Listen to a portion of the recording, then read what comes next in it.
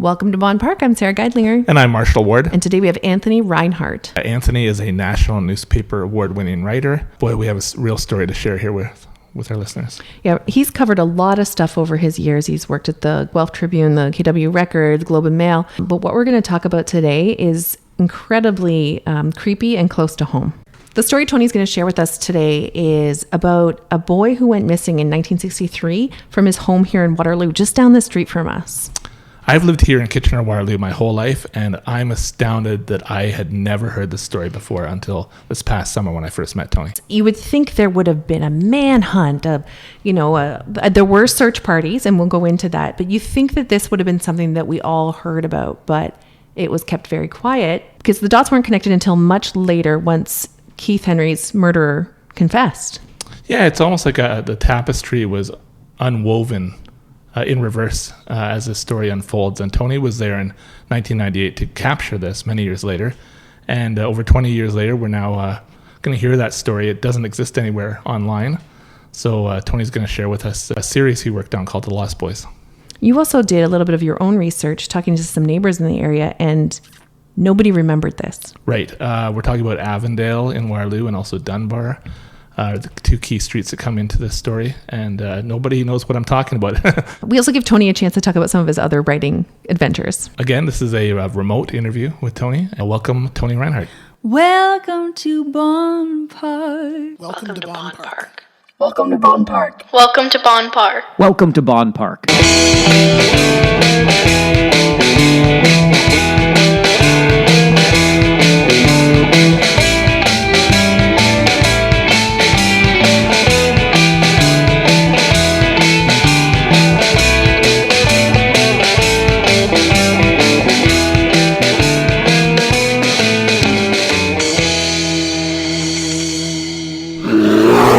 Bonn Park is supported by Kitchener's favorite brunch restaurant, the Yeti Cafe. Home of the pregnant cowgirl, the Yeti Cafe's signature sandwich features fresh avocado, tomato, cheddar, bacon, fried egg, and garlic aioli on an organic bagel. Perhaps your taste buds would prefer the Doug, a beautiful concoction of pea meal bacon, Havarti, dill pickle, and maple mustard on a toasted Kaiser. Serving fine coffee, breakfast, and lunch 7 days a week, visit the Yeti to find out why it's been a Kitchener favorite for 9 years. Hungry like an abominable snowman? Find your fresh feast at the Yeti Cafe, across the street from the Kitchener Farmers Market at 14 Eby Street North. You can't miss it. Open for dine-in, takeout, and online orders. Visit them at theyeticafe.com.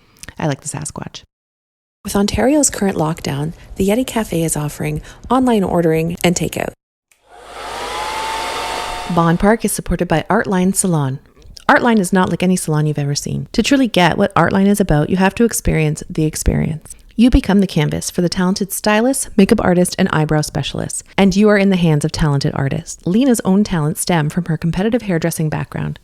She opened her salon at age 23 and has built a strong word-of-mouth reputation since. Since Artline's inception, Lena has trained over 20 co-op students and 10 apprentices. The Artline team believes in sharing their passion with local hairdressing schools and students, communicating entrepreneurship and creativity. Whether you're looking for a subtle change or ready to debut a dazzling new look, Artline will work with you to create a masterpiece. Artline Salon is located in Belmont Village in Kitchener. Call 519-585-0230 or visit them online at artlinesalon.com. Artline Salon has also been closed in this current lockdown. Ways you can support them are following them on social media, sharing their posts, or planning to buy gift cards when they reopen. Bonn Park is supported by Grocery Garden, your local grocery hub. Are your cupboards getting bare and you're not sure what to make for dinner? Check out Grocery Garden, where you can fill your cupboards and bellies with food from local producers. Providing pickup and delivery through Waterloo Region and surrounding areas, Grocery Garden offers something for every palate. Fruits, veggies, eggs, meats, seafood, vegetarian products like Beyond Meat, gluten-free options, keto items, you name it, they've got it. They also have ready-to-cook meals like pizza and taco kits, Stemler's Chuck Wagon Chili, Mombella's Italian pastas, all made locally. Delivery dates are Tuesday, Wednesday, and Fridays. Grocery Garden is located in Waterloo. Visit grocerygarden.ca or follow them on Facebook and Instagram.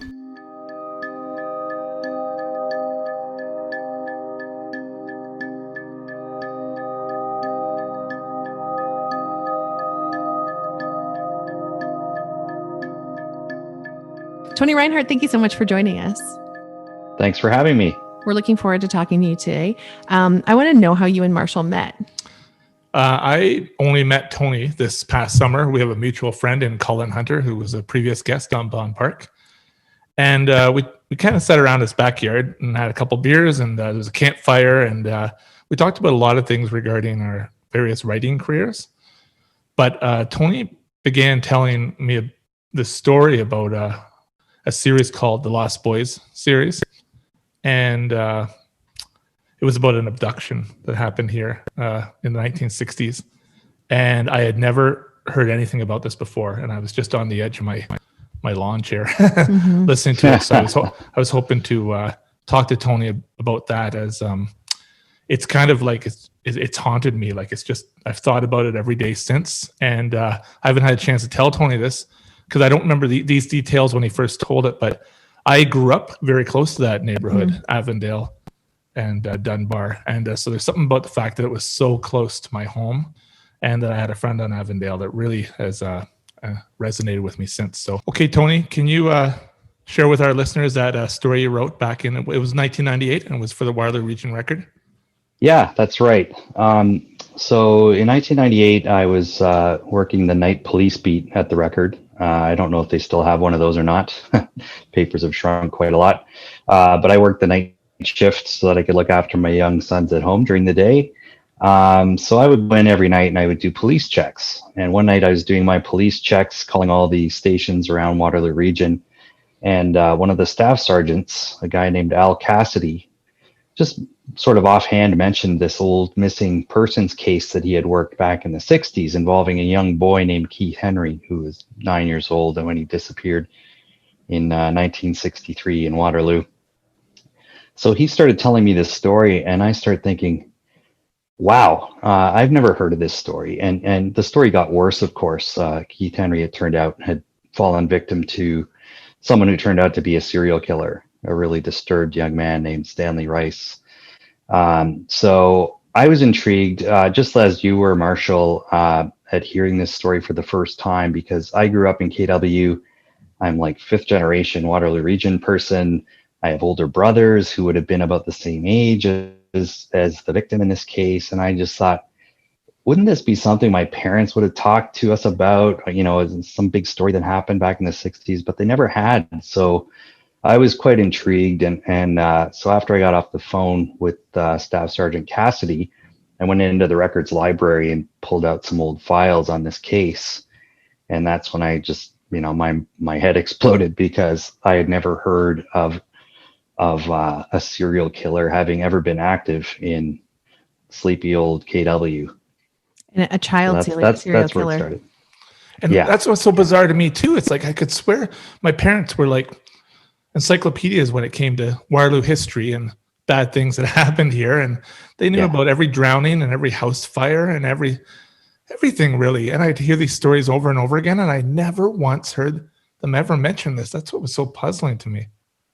Yeah, me too. And that's exactly how I got drawn into it, because I thought this is a story that needs to be told, even though by then it was 35 years after it had happened. Mm-hmm. And in retrospect, I think what happened there was that this was a story that played out over 5 years when it happened. It didn't all happen at once. So I think at the time, nobody really stopped and tied all the threads together after the case was finally sort of resolved. So that's basically what I did 35 years later, was go back and put all the pieces together into one cohesive story. So the story, in short, which it's, you know, disrespectful to even say that, is poor young Keith Henry.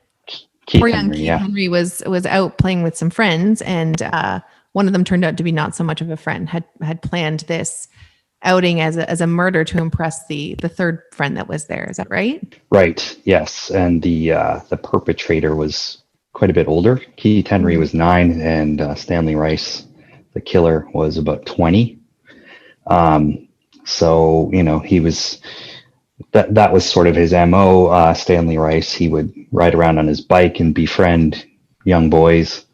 And, you know, I don't know if it's the sepia-toned, naive 60s effect that we were dealing with there, where people didn't really raise an eyebrow or think anything weird about a 20-year-old hanging out with 9-year-old boys. But, yeah, that's what happened. Stanley Rice had befriended these kids just by riding around the neighborhood. And earned their trust enough that they would go with him places and do things with him. Yeah, and one of the articles after interviewing the mother of Keith Henry, she had said, we never thought anything about it. This was just an older kid that hung out with all the other kids in the neighborhood, and we never really made an issue of it because it wasn't something that was on their radar yet, I don't think. Right. Yeah, that's true. And even though it's now 22 years since I wrote the story, I remember being struck even then in 1998 at just how lax people would have been in the 60s, just how unsuspicious they were. This kind of thing would have set off all kinds of alarm bells in 1998, let alone today. So the city plans multiple search parties, and I think to this day, Keith's remains have never been found. Is that correct? Yeah, that's right. Basically, what happened was Stanley Rice went around on a summer morning, got Keith Henry to go with them on his bike. They met up with a third boy, Alan Nickel. They ended up down at the Grand River. Stanley Rice was overcome with his bizarre, to say the least, impulses, and Keith ended up being killed, and they ended up burying his body beside the Grand River a day or two later. But yeah, obviously nobody had known what had happened to Keith in that time. So multiple massive searches were organized. Police and volunteers were out all over the community, looking in wooded areas and in industrial areas, and looking in Waterloo Park and Silver Lake and places like that. Nothing was found.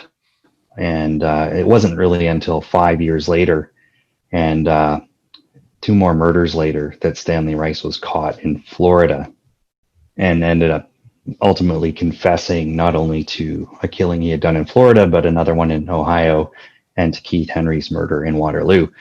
And one part of the reason why after those 5 years they were never able to find Keith's remains by the Grand River was between the time of the killing in 1963 and the time of Rice's confession in 1968, the expressway was built in KW. So that resulted in a bunch of fill being dumped down by the Grand River, and it raised the level of the ground. So one of the theories is that they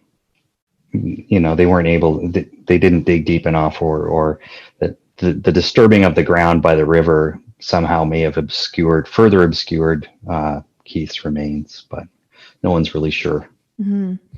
Tony, This story was written in 1998, so it's not available online anywhere to read. In fact, you sent it right in a PDF format. I don't know when the last time was you gave it a full read from top to bottom, but you must. So 22 years have passed, and the world has changed a lot since 1998 as well, in many ways, when it comes to the way we think about people and their behaviors, and why people do what they do, and all sorts of education about mental health. When you read that, if you would read that story today, would you see a very different Tony Reinhart who wrote that compared to how you might write that story today? Yeah, that's a really good question. And I've actually been thinking about that these last few days, because really I hadn't read through all the stories top to bottom in quite some time. I think the first time I revisited the stories in full was since 1998 was probably about a year ago, when a local crime club, there's a group of people who meet in Kitchener-Waterloo. There's only 4 or 5 people in this group, but they sort of pick a crime and they talk about it. And they invited me to come and speak because they had somehow heard about that story. So I revisited it then, and I again read through the stories just the other day before I sent them to you. And I was a younger reporter then. Obviously, I was 31 years old. I had 2 small boys of my own at home at the time, aged 5 and 3. And I also at that time lived on Dunbar Road in Waterloo, about 2 blocks from where Keith Henry had lived when I wrote those stories. I was different then. I think if I were to go back and rewrite the stories now, I would have handled it slightly differently in that I would have taken a deeper dive into some aspects of the story, such as the mental health aspects, and just also the utter failure, honestly, of the police here in apprehending Stanley Rice at the time. Because in retrospect, and it's easy to be, the Monday morning quarterback, but as I read through the stories, and also I do have a box of material still here at my house connected to the story, stuff that I gathered when I was researching the story from the police in Florida and elsewhere. But as I looked through this stuff, I was just struck by how the police failed to put the pieces together when, to me, in retrospect, it looked fairly clear that this guy should have been a prime suspect right from day one. He was known to police. He was a multi-time offender in other ways. He stole guns. He was a vandal. He killed animals. He did all kinds of things the police All the things knew now about. that we know are the makings of, Would be right? red flags. Yeah. Mm-hmm. Yeah, exactly. So it's a really sad story to me, because two more boys ended up dying after after Stanley Rice left Kitchener-Waterloo basically scot-free with his family. They moved back to the States, and I'm not sure that needed to happen had the police work been a bit sharper. It's easy to say that after the fact, though. So, and even the father, Stanley's father, obviously knew something wasn't going well. What your story describes is that he was irritated with Stanley's behavior and him not being normal, and just started dragging him around to different places to try and get a fresh start, and even went so far as getting transferred to Ohio, I think. Essentially, what happened was, Stanley was born in a suburb of Boston. His dad worked for Raytheon, an American company that had a branch plant here in Waterloo, and the reason I was able to put the details together of Stanley's troubled childhood was, as I was researching the story, I wrote or called down to the police department in Florida where Stanley was ultimately arrested, and they had a huge case file on him, obviously, because that's where he was caught and where he confessed. So they mailed to me copies, and I still have this stuff, copies of his confession, and copies of other documents, including a diary that Stanley Rice's mother had kept, and a diary that Stanley Rice had kept. The diary is chilling. It is extremely chilling, and we only saw excerpts of it, but I can't imagine what's in that thing. Yeah, I read through it the other day, and yeah, it is, to say disturbing is an extreme understatement. And it was clear to me then, and as it is now, as I read those diaries, that the family, I think, was more concerned about their own embarrassment at what their child was up to than they were about kids getting hurt. Mm-hmm. And I would even go so far as to suspect that Stanley Rice's family suspected him of being behind the disappearance of Keith Henry, but rather than, maybe push for the police to look more closely into that, they basically took a deal. The police were sort of looking at Stanley Rice for the disappearance of Keith Henry when Stanley's parents basically said, "Hey, we'll move back to the States, and you won't have to worry about us anymore." And the police basically said, "Okay." So not our problem anymore.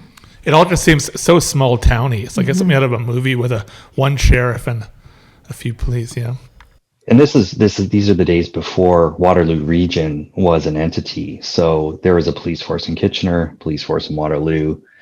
There's separate police forces, right? And I don't know if you ever watch old police shows from the 60s. There were obviously no computers and no databases to check, right? Everything was kept on paper, and you could easily be a fugitive just by driving to another place because nobody would have any record of you. So But yeah, it was pretty clear to me that the family's first priority was sort of saving face. And, it was not a priority for them to find justice for these kids who were harmed. And you also talk about Alan Nickel and how, I think the story goes on to say, like, the relief that he felt when Stanley confessed, because he had been carrying this weight of knowing what happened to Keith Henry for how many years? For the benefit of your listeners, Alan Nickel was the second young boy present at the killing of Keith Henry. So there was Keith Henry, Alan Nickel, and Stanley Rice, the killer. And Stanley Rice basically took Alan Nickel along with him when he killed Keith Henry, and Alan Nickel obviously was shocked at what he was seeing, but Stanley Rice basically indicated to him that if he were to tell on him or tell anyone what he had seen, that would happen to him too, type of thing. So this poor little kid, Alan Nickel, had to go home and not say anything about the fact he just witnessed a murder. On top of that, a few weeks after Keith Henry disappeared, Stanley Rice and Alan Nickel disappeared. They got on some trains and ended up in the suburbs of Chicago before the police caught up with them and brought them back home again. And again, this would have struck me as a prime opportunity for the police to double down on their investigation of Stanley Rice and the disappearance of Keith Henry, because presumably they would have known that these kids all knew each other, but apparently not. But yeah, this kid, Alan Nickel, basically for 5 years had to sit on this horrific secret. And only when he was shown proof that Stanley Rice was in custody in Florida did he open up to the police and tell them what he'd seen. I think the most chilling aspect of the whole Alan Nickel situation for me as the reporter writing the story was that this story took me about 3 months to put together, almost full time. I had to sort of beg, borrow, and steal the time from my editors to do the story. But quite late in the process, only a couple of weeks before the story was going to print, I was trying to find Alan Nickel, who would have been in his 40s by then, to interview him. And lo and behold, one day I was reading the Record, my own newspaper that I worked at, and I was flipping through and I was looking at the death notices, and I see this name, Nickel, and it says Alan. And I'm like, what? And I start reading the obit, and it was the guy. It was Alan Nickel. He had died in 1998, a couple weeks before my story was going to go to print, and he died in a random road accident out in Alberta. He got T-boned at a rural intersection, and he died, which to me was just bizarro, the timing. But yeah, I ended up finding his brother, Carl, I think his name was, cab driver in Kitchener, and he invited me over, and I spoke to him, and he filled me in on how this thing had affected his brother throughout his life. Yeah, something else. Tony, I can't believe you were given access to speaking to Stanley Rice in that Florida prison. I can't, as if the story wasn't incredible enough that you were writing, the fact that came together, it astounds me that actually happened. Yeah, it astounded me too. It wasn't something I was expecting to be able to do, but a couple of things happened there. One is the Record. It was interesting. When I knew I was onto a big story with this, I went to one of the news editors and I was pitching him. I was saying, hey, this is a crazy true crime story that needs to be told. And he's like, who cares? It's 35 years ago. No one's going to want to read that. And I was like, but, this thing is just dying to be told. So the next day I bumped into his boss, the editor-in-chief, who was new to the paper. It was a guy named David Bailey. He was the first sort of editor-in-chief of the Record who had been hired from outside of the ranks, the internal ranks of the Record. And he had come from Toronto, real hard news kind of guy. And he just said, "Hey, what are you working on?" And I'm like, "Oh, I'm working on this true crime story." And I started telling him about it. And he's like, "Oh," and he's like, "Well, you gotta interview the killer in jail. Like, you gotta go talk to him." And I'm like, "Well, can I?" And he's like, "Of course. That's the story, man. You gotta go talk to him." Yeah, great. So I had to go back to that editor's underling and sort of not rub his nose in it a little, but say, "Well, you know what? David wants me to go talk to the killer in jail, and he thinks this is a bigger story." So I ended up doing some noodling around online, and of course, the internet circa 1998 was kind of hilarious, but quite astounding to me was the fact that the Florida Department of Corrections had a full open listing of all of its inmates online in 1998. That's So odd. I could just go onto their website, put Stanley Rice's name in there, and up popped a picture of him and a description of where he was, why he was in there, when he's getting out, which was never, because he was in for life.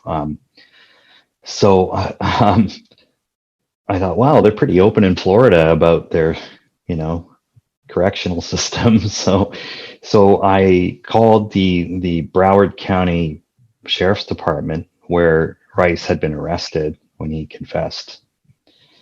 And I talked to a very helpful woman there who basically said, "Yeah, that sounds like an interesting story. How can I help you? What would you like to see from our files?" And I said, "Well, I don't know what's in your files." and I'm like, and she's like, "Well, do you want his confession? Do you want this? Do you want that?" So she basically looked through the file for me and sort of handpicked a bunch of things that she thought were pertinent to what I was trying to do, made copies of them, and she mailed them to me. And a big package of stuff arrived on my desk just a couple of weeks before the story ran. So I had to sort of feverishly write it in. But on top of all of that, I put in a request with the warden at Florida State Prison to interview Stanley Rice. And their standard policy was 1 hour maximum interviews with media. And I had to write a formal letter. They had to put it in front of the inmate. The inmate had to say yes or no, and they had to get back to me. So that process took a little bit of time. But they were, again, quite accommodating. They said, "Since you're coming all the way from Canada, we'll give you 2 hours." And I'm like, okay, I didn't even ask for it, but gave us extra time. So when the time came, Matt McCarthy and I know Matt has been on your show before. Mm-hmm. Matt and I were very close, good colleagues, still good friends. So Matt and I made arrangements to go down to Florida. So we flew into Jacksonville, and the Florida State Prison is just outside of a town called Stark, Stark with an E on the end. And I think there are about 5 major correctional facilities in this one region of northern Florida.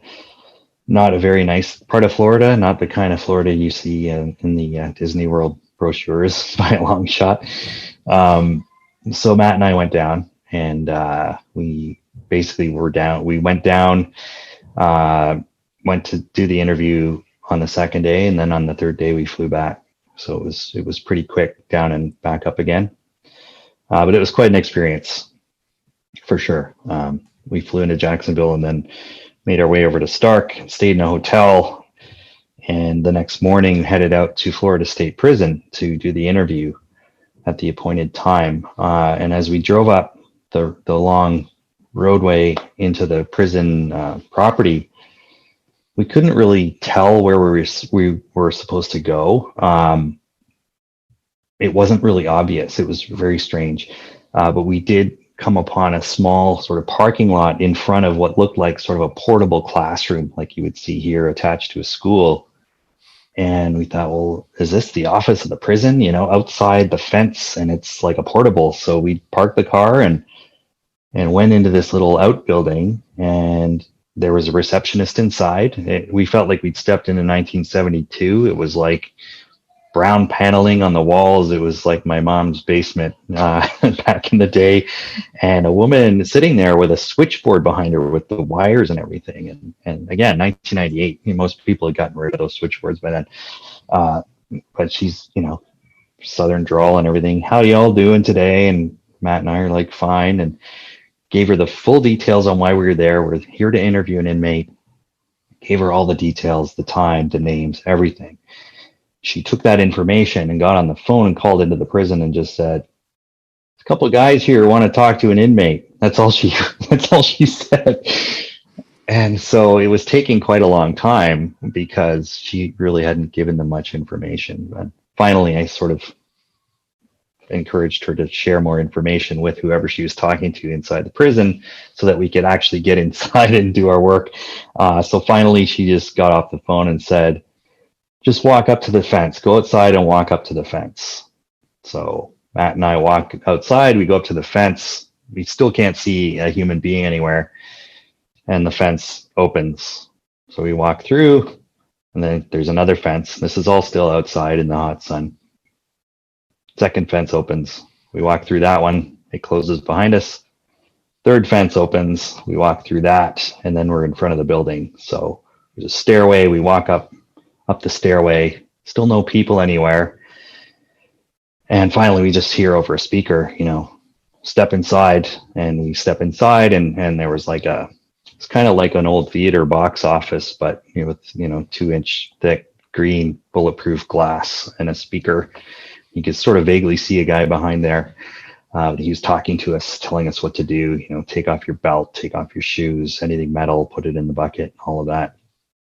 So they came out and gave us the once over to make sure that we weren't up to any mischief, and we told them what we were there to do, and so someone came and escorted us inside the main building of Florida State Prison. Now, this is the place where, just for context, this was the big house of Florida. This is where old Sparky, the electric chair, was housed, built by inmates in 1928, 3-legged electric chair.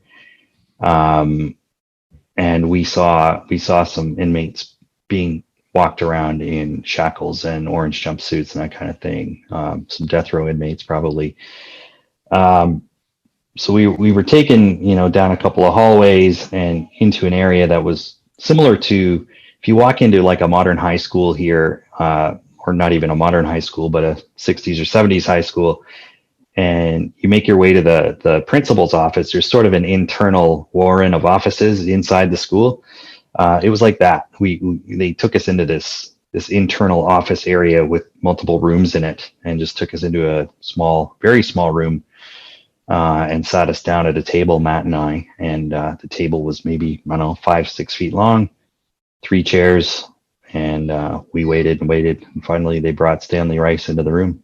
Your story, I thought you did a great job 22 years ago writing about taking the reader right into that room with you, with Stanley Rice, and you cover some of the things that Stanley says, and also some of the things that you're feeling, I guess, in that space as well. Yeah, I think there's something in the story I ended up writing about his demeanor. It was similar to like a kid who was in trouble being taken to the principal's office. He sort of came across as being sort of 14 years old.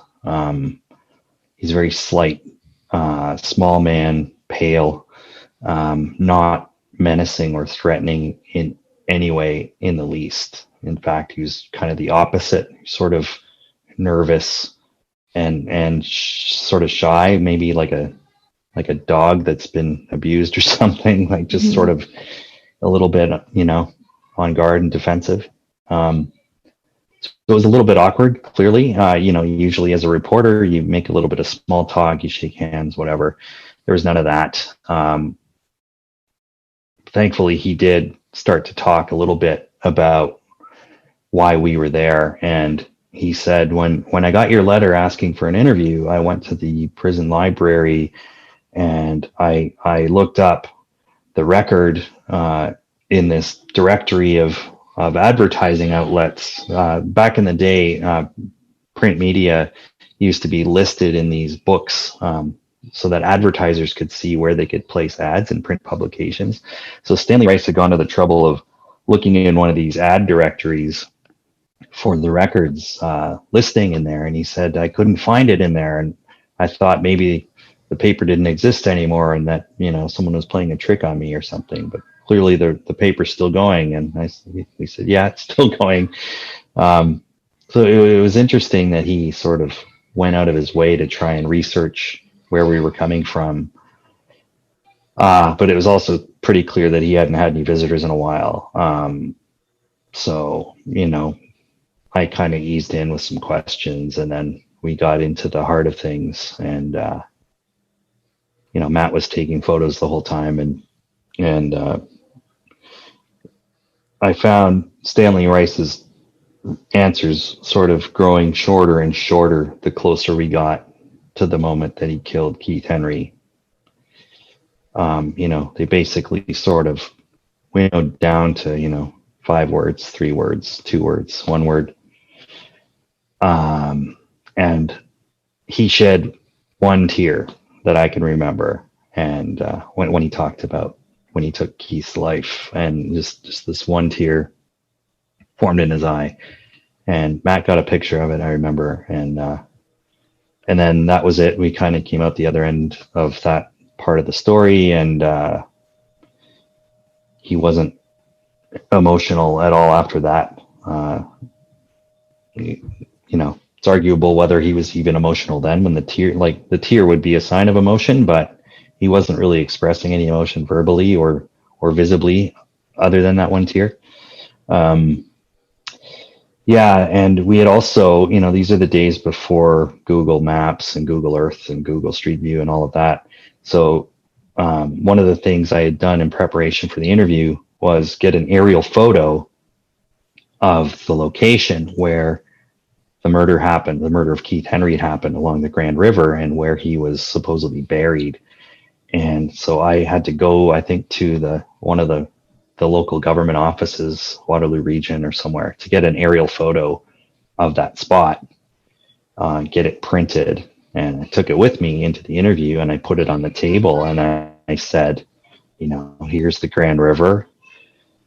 Where did you bury Keith Henry? And he studied it for a while, and he just put his finger right on this one spot. And he's like, I don't know why they couldn't find him there, because that's where we buried him. Wow. And so, yeah. And then quite awkwardly, they gave us 2 hours for this interview, but I think he pretty much exhausted the questions and the conversation with about 15 to 20 minutes to spare. So we're sitting in this room that's very small, with a convicted killer across the table from us. Guard is not in the room for any of this. He's outside the room. There's windows in this room, but the guard is outside the room, and the guard basically has his back turned to us, and he's chatting with a couple of the administrative workers in the prison, and took us probably 3 or 4 minutes to kind of get his attention. We're done. We're done here. Can we please leave the room with the murderer in it now? Mm-hmm. Finally, we're done. So, kind of a funny thing happened after we left. I may have told you this story, Marshall, at Collins that night, but we left the prison and went out to our rental car, and Matt, being a professional, obviously he wants to get as many pictures as he can. He says, well, I need to get a picture of the outside of the penitentiary. So we drive out to the highway that abutted the prison property, and went across the road from the highway, got out of the car, and Matt put on a long lens and started taking some photos of the outside of the jail. When suddenly this 4-wheel drive prison vehicle with guards in it comes roaring up and slams on the brakes, and they're like, what are you doing? And I said, well, we're journalists, we're from Canada, we just finished interviewing an inmate, my colleagues taking some photos to illustrate the story, some photos of the outside of the prison. And they said, well, that's not allowed without express permission of the warden. You're going to have to come with us. And this is pre-digital. This is a couple of years before digital. So Matt's shooting film. So we get back in the car and the guard says, follow us back in your car. So we go back up the road. We get walked all the way back into that front part of the prison. And, Matt and I were in the car following the guards to the jail. And I was kind of ribbing Matt a bit, what's going to happen to you now? You're going to get thrown in the hole and I'm going to have to go back by myself. Anyway, they were quite apologetic once we got inside and spoke to some of the warden's people. But they said, sorry guys, we should have told you. But, there is a designated spot where we can take you to take a picture, but we can't have people just shooting willy-nilly because people use pictures to plan escapes and all that kind of thing. So it's like, we're going to have to ask for your film. So Matt opened up his camera and gave them the roll of film. And then we left. And as we're driving away from the prison, free and clear down the road, Matt says, yeah, I gave him film out of my other camera, not the ones where I actually took the picture. Gold star for Matt. Way to go, Matt McCarthy. we ran it really small too, and I don't see how anyone could have used it to plot anything nefarious, but there you go. Oh, that's a great detail. Why would Stanley have wanted to speak to you, Tony? That's the question I always wonder, is why would a prisoner want or have anything really to say, to you? And wasn't that one of his points, was like he was relieved that he was caught? He was relieved to have confessed? Yeah. I think that's part of why he said yes. I was quite surprised myself. Obviously, happily surprised, because as a journalist, you want people to talk to you. But I was fully expecting him to say no. But when he said yes, I had the exact same question, Marshall. It was like, why would this guy want to do this?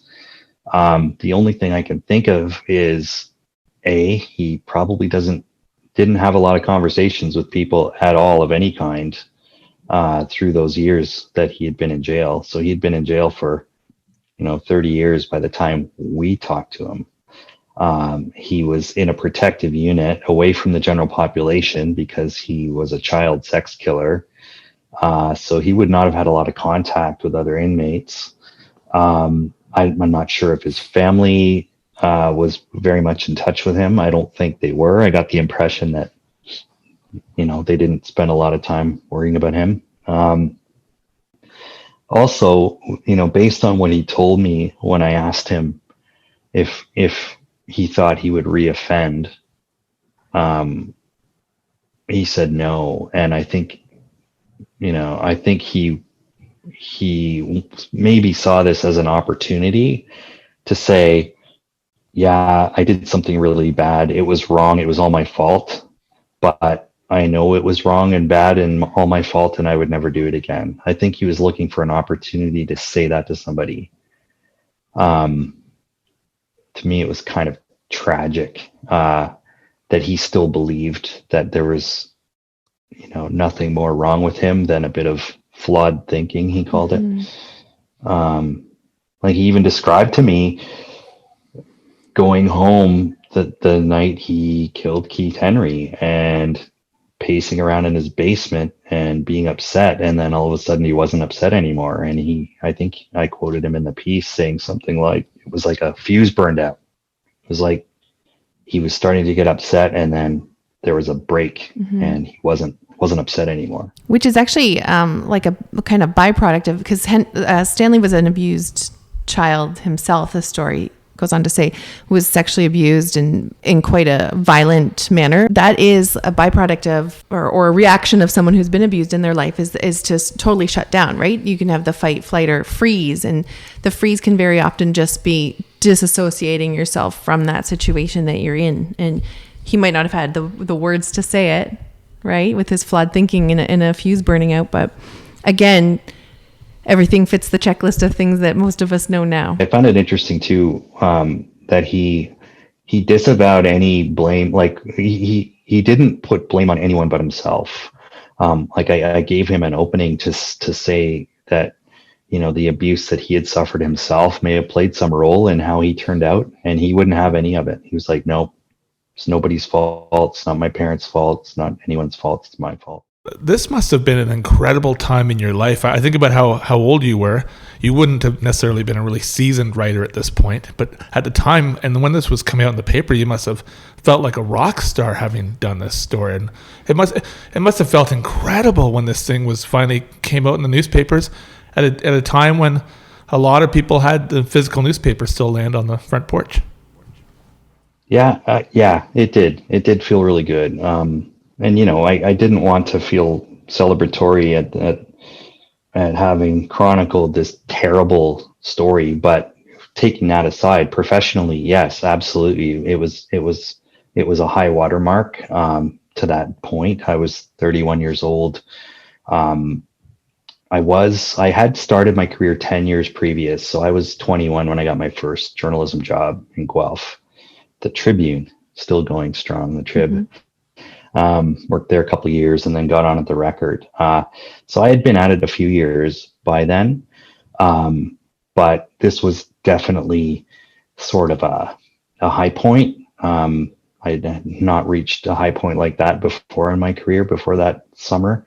And the fact that the story, it was broken up into 4 chapters that ran over 4 days in a daily paper when people still gobbled up the daily paper and didn't get their news from 8,000 different sources, and it was right in the beginning of summer holidays. So I remember somebody put a graph up at the paper at a meeting a few weeks later and showed the readership or the circulation sales, whatever, they went up that week, because I tried to write it in a way that left people hanging a bit each day to want to read the next day. Mm-hmm. So yeah, it was a big deal.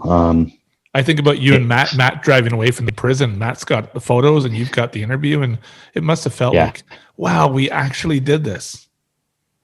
Yeah. It did. It's funny because you get so far down a rabbit hole in those stories, and you sort of live and breathe these little minutiae of the story for weeks, sometimes months. In the case like this, that you don't really appreciate what you're just describing as much at the time as you do later looking back. At the time, it's just like, oh man, I hope I remembered to get that one little detail in there, or I hope they don't screw up the cut line on that photo or whatever. Like you're so preoccupied with every little detail that it's only after some time passes, I think, that you can appreciate what you did. You kind of don't want to look at it for a bit, and then you're able to a little while later. There was also a bit of a letdown professionally after that. Not very long, but I kind of felt like, now what do I do? Like, mm-hmm. Where's the next big story to crack, right? Exactly. Yeah. And also, I was wondering, how did you learn that Stanley Rice died? Like, how did that news come to you when he did die? Trying to remember. I don't think I found out when he died. I think I went looking just during a quiet moment, I don't know, 10 years ago or something. I just started thinking about it, and I thought, I wonder if he's still alive. Might not have even been 10 years ago, maybe 5 or 6 years ago. Probably when I wrote that thing on Quora, when someone asked what's it like to talk to a serial killer, I thought I'd answer the question. So I think I went looking at that time, 2015 or something. And I went back to that Florida Department of Corrections website where they have all the inmates, and I searched his name, and I think it just said deceased. I'd have to go back and look again, but I thought, okay, he's gone now. That's it. Yeah, it was weird. I didn't really know how to feel about that. Like I knew that was probably how his life would end, is just quietly in jail. Yeah. Tony, what all were you doing before that and after that? Well, it's funny. My first newspaper experience really was as a record carrier back in the 70s. I was a paper boy. I remember the day the Jonestown massacre happened. And I was doing my papers, and back then you had to the flyers. You had to insert the flyers into the papers yourself, as if you were a paper delivery kid. So I would go into this one customer of mine, I'd go into their carport out of the rain to do my inserts, and I was inserting, and I kept opening the paper and to put the inserts in and flipping it, and the front page was like the corpses stacked like cordwood at Jonestown. I don't know if you ever saw that picture back in the day, but it was on the front page of the Record, and I was just like, wow, man, like this newspaper stuff is like something else. It's almost there's like just so much in these newspapers. It's just reminding me, the obviously different times then, but now, we both have kids. Yeah. Seeing my kids flip through news articles or social media over the last year and seeing what they see over and over and over again. And I've seen the effect that's had on my kids. And I can't imagine, it's the same thing when you're flipping that newspaper open to put those inserts in.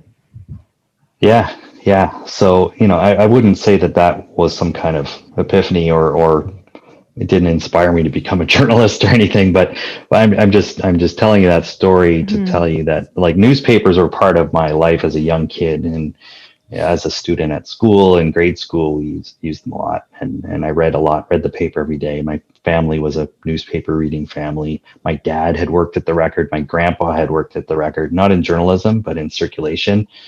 My grandpa actually signed up all the rural delivery routes. The Record used to be a city paper, but then back in the 30s and 40s, my grandpa went around and signed up all the farmers, and that's why people get the paper out in Walkerton and places like that. Anyway, eventually I ended up taking journalism at Conestoga College, mainly because I didn't want to go into debt and go to university. My parents weren't really able to help me out much with tuition, and I didn't want to go into a lot of debt. So I went to Conestoga for journalism and sort of decided that I would try and make up for any disadvantage that gave me competing against university grads by just trying to work harder and show a lot of grit and stuff. So I got a work term at the Guelph Tribune in 1988 when I was coming out of Conestoga's journalism program. And back then the Tribune was part of the Fairway group of papers, which was an offshoot of the Record. So it got me into the Record sort of ecosystem. And it allowed me to get a bit of an audience inside the Record for my work I was doing at the Trib. So every week when the Trib came out, I would cut out my stories and pictures, and I would I would send them in an interoffice envelope to the city editor at the Record every single week. Like they must have just got tired of it. And finally, after 2 years of working at the Tribune, they gave me an interview at the Record for a summer internship. So I gave up a full-time job as a reporter photographer in Guelph to take a flyer on a summer internship at the Record in 1990. And that summer is when the big recession hit and a hiring freeze was put in place. And I barely hung on by my fingernails at the Record. They ended up throwing me a part-time job covering the townships around KW, just kind of throwing me a bone, like 24 hours a week, going to Woolwich Township Council. And so I took it because I wanted to stay. I wanted to keep my foot in the door. And it took me 2 more years to get on full-time at the Record. So 1992, they made me full-time. And 1993, my son was born, my first child was born, and I decided I wanted to be a real hands-on dad. So I volunteered for the night police shift, which was like 6 p.m. to 1:30 in the morning, and looked after my son during the day while my wife went to work. And I would take a little nap in the afternoon and then go into work every night. So I did that for about 7 years. So is that riding around in a police car with a police officer? No, it's basically sitting in the Record newsroom, listening to the scanner all night, going out to stuff when it happens, calling the police 2 or 3 times a shift to do the police checks I was describing off the top of the interview. You just call and say anything going on, and they would tell you, yeah, we had a fire today or whatever. And over time develop a rapport with some of the police. And that's how I ended up getting the Stanley Rice story, actually. But there were tons of stories. Like there was a time in, I think, 92 or 93 when I got sent out to the scene of an execution style murder in Bridgeport, in Industrial Park out in Bridgeport. And I started knocking on doors in this building where the murder happened. It was an industrial building with 5 units in it. And the murder happened in one of the units. And at one of the units at the far end of the building, there was a car parked there, and it was the only one with a car parked in front of it. So I just thought maybe someone's in there. This is the day after this murder had happened, and there's still police there. So I go down to where this car is, and I just knock on the door, and I got my notepad and my pen. And this voice comes through the door, and the guy says, I'm going to get the names wrong. I'm going to make the names up here. But the guy's like, it's Joe Smith. I'm in here with Bob Johnson. We're coming out and we're unarmed. That's what the guy says to me through the door after I knock on it. And I'm like, what is happening? Because there's a police cruiser 20 yards from me idling, guarding the scene of this murder that had already been determined to have happened and everything. So it wasn't in the thick of any action. But these guys were surrendering to me for something. So the door opens up, and these 2 guys step out with their hands up. And I took a couple big steps back, and this smell of pot, marijuana, just like hits me in the face. And once these guys realized I wasn't a cop standing there to arrest them, they kind of sheepishly put their hands back down and started awkwardly looking around. And by then the police officer in the car nearby had noticed what was going on, and he comes running over and he's like, hey, well, I kind of slunk away to go talk to some more people on the street because I didn't want to get involved in whatever this was. But all of a sudden, these 2 guys are in the back of separate cruisers being questioned. And the homicide detectives ended up coming to find me on the street and saying, Tony, what happened when you knocked on that door? So I told them, and they're like, well, we might need you to testify so we can get a warrant to go in there. And I'm like, hey man, like, I don't want to be part of the story here. So if you can get your warrant without me, that would be preferable. So they did. They ended up getting a warrant because one of the guys had pot seeds in his pocket, and he voluntarily emptied his pockets. But what it was basically these guys had a grow op going at the other end of this industrial building. They had nothing to do with the execution style murder that had happened in the same building. But when they saw a cop show up the day before to investigate the murder, they thought they were about to get busted for their grow op. So they were just waiting for someone to knock on the door, and that someone was me. And so, that was fun. There were many other stories, tragic stories, sad stories. Really, you see a lot on that job, a lot of car accidents, a lot of fatalities, that kind of thing. It sounds like your story on Stanley Rice came at a time when you kind of had like a piece of like a puzzle being put together. You had already built up lots of things in your writing career that kind of came along at the right time for. Yeah. I think I was at a point where I was able to sort of, it's like, I think, musicians and artists will tell you they go through the first part of their career, they're kind of imitating other people. They're trying to find their voice, so they sort of mimic others. And I had my idols in journalism, people who I liked their writing style, and I tried to emulate. But yeah, I think that was sort of when I ended up doing that story. I was me by then. I wasn't sort of these other guys, imposters anymore. Like I felt like internally anyway, I felt like I was finally my own writer and I wasn't somebody else. When we met this summer, did you tell me that when your story on Stanley Rice came out, there was some, you received some feedback that wasn't favorable, and that some people thought that story shouldn't have been told? Have I got that right? Yeah. Yeah, absolutely. We got letters to the editor. Why did you dredge this old case up and cause all this pain to the family? And I heard from Stanley Rice's sister, one of his sisters. She called me too, and I took it like she. And I probably would have felt the same way had I been her. She had every right to be upset, to be confronted with that story again all those years later. Obviously, newspapers, like courts and everything else, they're there to serve the public and not just the individuals involved in specific cases.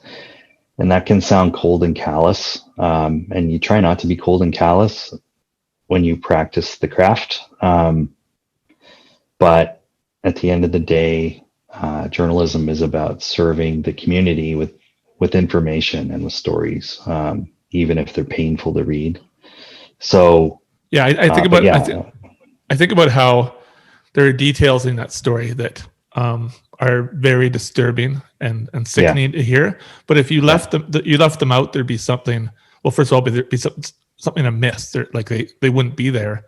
But also, that's your responsibility to share that. Mm-hmm. Otherwise, why even write the story in the first place if you're not going to take us there? Yeah.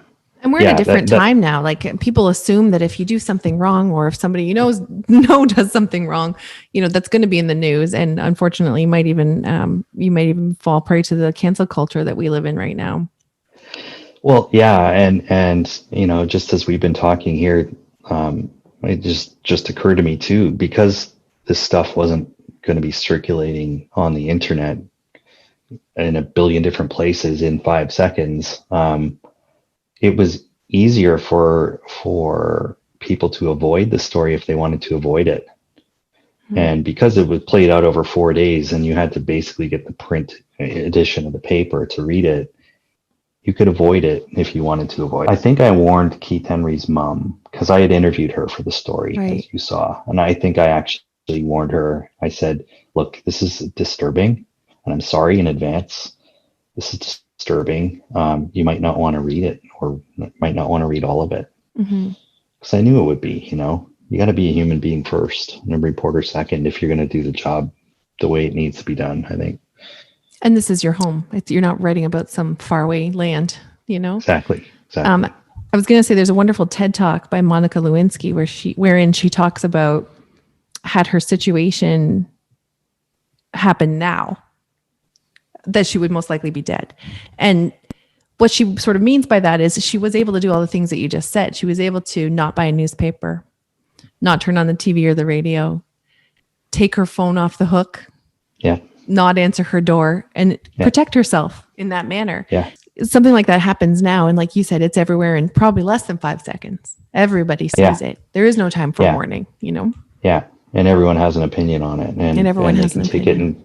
And they can twist it, and they can question your motives and decide what you are without you having any say in it. Tony, I'm just going to paraphrase you here. Something you said a little while earlier in this interview was, you talked about how there was a bit of a letdown feeling that comes with having released that story. It was such a huge thing that you immersed yourself in. It took up so much of your energy, especially emotional energy.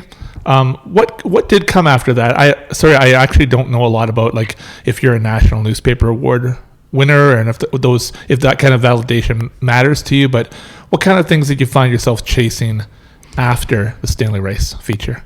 Yeah, well, for the first bit, it kind of was, what am I going to do next? And it was kind of this misguided feeling of, I need to match that. I need to find something of the same magnitude.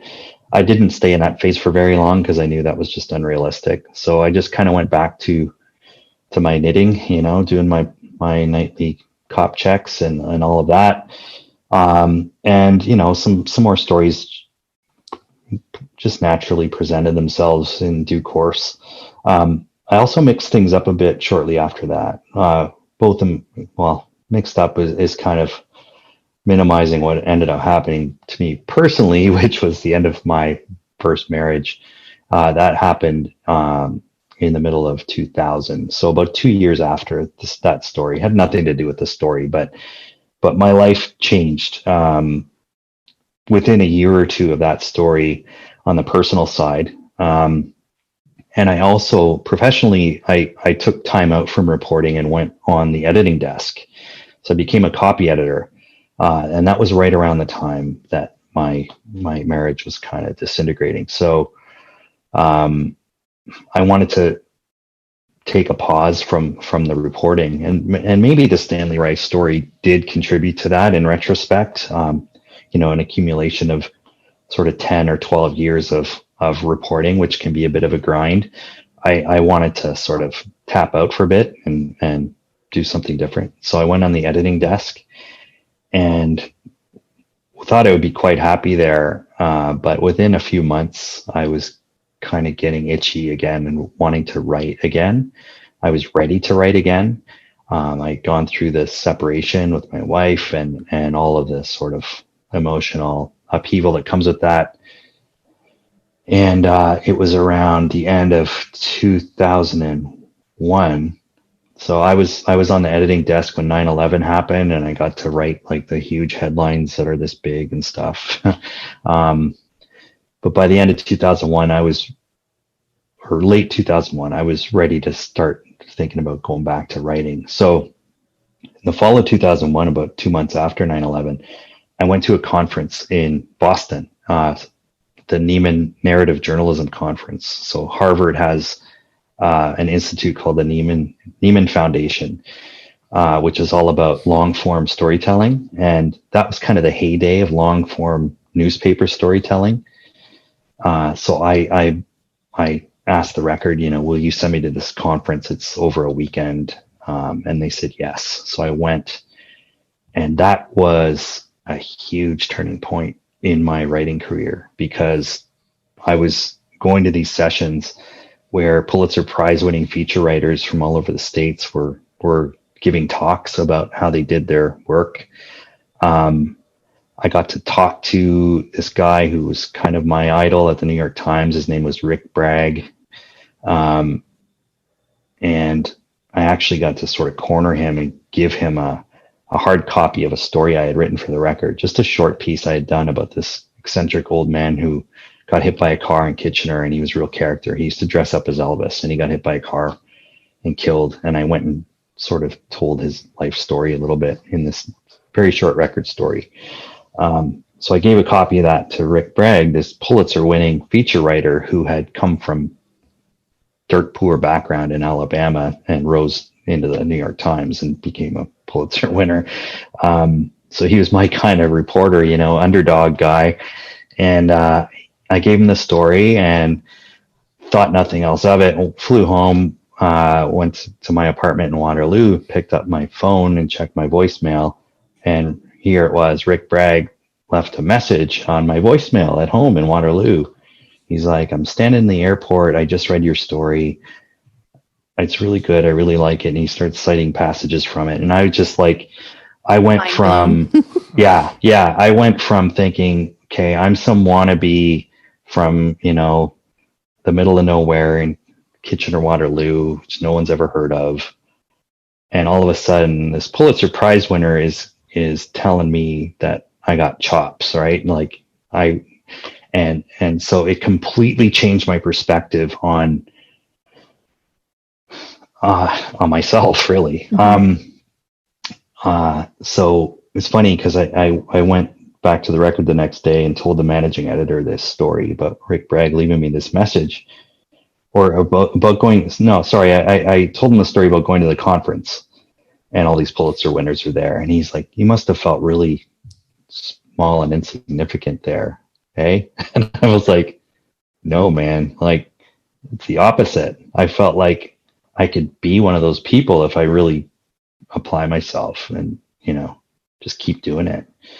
And within 6 months or within a year of that conversation with him, where he said, "You must have felt really small," I had wrote 2 stories that got nominated for National Newspaper Awards, one of which won, one got an honorable mention.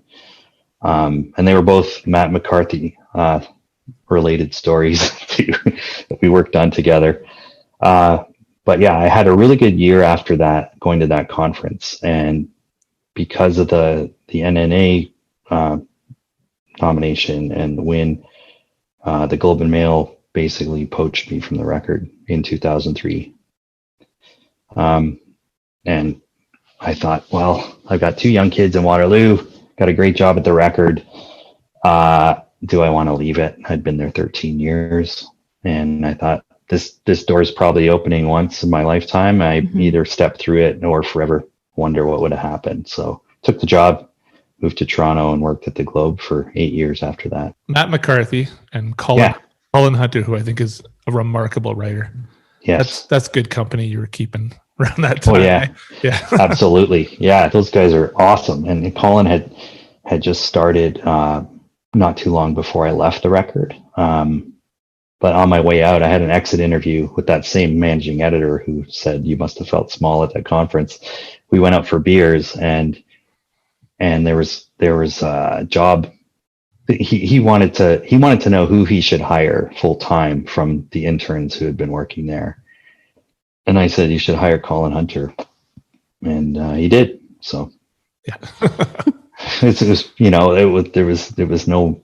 I was not going out on a limb by saying he should hire Colin Hunter. As you know, he's just remarkably gifted, talented writer who I am in awe of. Like, irrespective of anything I ever did, I don't think I could ever do what Colin did. It just, the way he could tell a story and the things he could tell stories about is just mind blowing.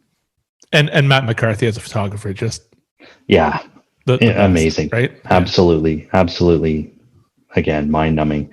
I almost went down the photography route early in my career. I was doing both in Guelph at my first job, and I had taken photography and done the whole darkroom thing at Conestoga. And I, in fact, applied for a full-time photography job at the record before I ever was a reporter there, knowing I wouldn't get the job, but I got an interview. So photography's always been like sort of a close second as far as a passion goes. But working alongside people like Matt and Barbara Davidson, who has won 2 or 3 Pulitzers in the States, started at the record. She was there in the 90s. Peter Lee, all those people. And then at the Globe, amazing photographers there too. So that's kind of my passion now, is photography. I work at Communitech now. We didn't get to that point of the story, but in 2011, I decided to leave the Globe for a number of reasons. My sons were teenagers back here in Waterloo, and I had remarried my wife, Tennille Bonagor. She's a Waterloo City Councillor right now. We had met at the Globe. She's Australian. She had come there on a whim, basically, to Toronto and got a job at the Globe. That's where we met, fell in love, got married. And we were sort of tiring of Toronto a bit and decided to move back to Waterloo in 2010. So 10 years ago right now, we basically moved back here. And I kept working at the Globe for close to a year after that until I landed a role at Communitech, basically running a journalism operation for Communitech. So I write stories, or I'm more of the editor now. I have very small team, but we pump out stories about the tech community and about what's happening in tech here.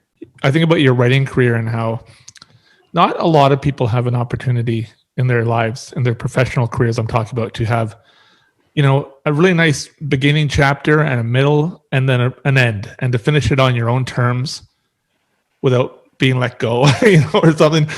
Rather, you must look back on that newspaper writing career with a lot of satisfaction, especially in the way that you were able to kind of, put it in a box and put a bow on it, I guess, and just say, that's it, Yeah.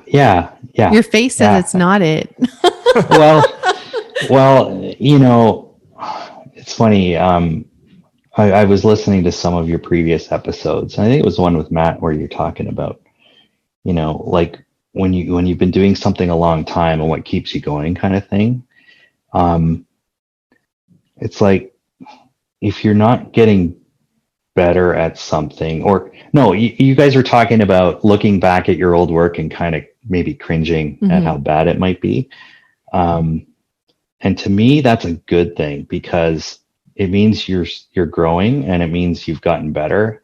And if you look back and you're satisfied with it, then it's time to do something else. So it's a roundabout way of saying, yes, Marshall, I do feel like I got to a point where I was kind of done. I was kind of done with the newspaper journalism. I didn't feel like I was leaving something undone. I felt like I had, had a pretty good run, and now it was time to do something else. And plus the realities of media were such that I probably wouldn't have wanted to stick around to see what's happened since, which is a lot of just hollowing out and shrinkage and retrenchment. And it's sad. It's really sad, because I know like the kind of stories I was doing with Matt back in the late 90s, those stories aren't being done anymore.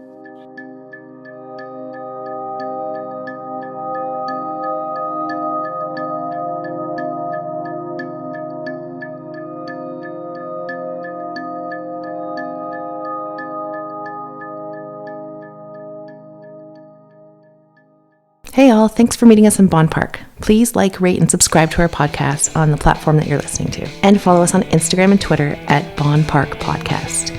Original music by Alan Lung.